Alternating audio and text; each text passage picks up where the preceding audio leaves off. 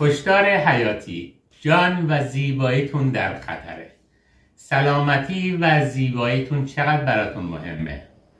متاسفانه در بعضی از مطب‌ها و کلینیک‌ها خدمات زیبایی توسط افراد غیر پزشک انجام میشه و پزشک حاضر تنها نقش مترسک رو داره تا پوشش قانونی ایجاد بکنه.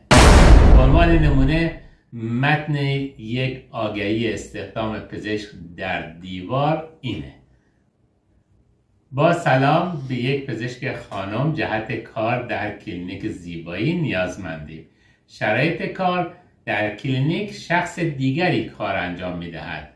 با تبحر بالا و بدون عارضه به یک پزشک نیازمندیم که در ساعات مراجعه زیباجوها داخل اتاق تزریق حضور داشته باشه و مسئولیت فنی کار رو بر عهده بگیره.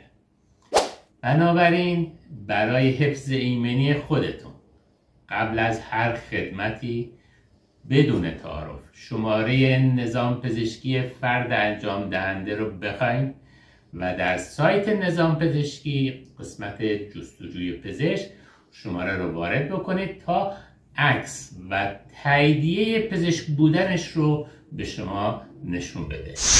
هرگز خودتون رو به دست افراد غیر پزشک نسپارید. خطر فاجعه بسیار بالاست و قانونم هیچ مسئولیتی برای فرد واقعی انجام دهنده قائل نیست، چون تحت پوشش یک پزشک بوده.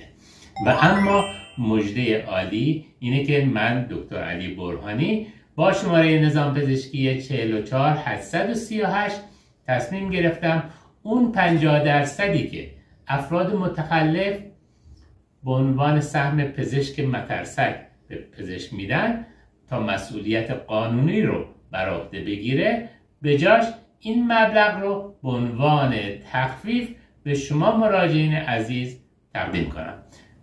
زیبایی واقعی با ایمنی و صداقت آغاز میشه.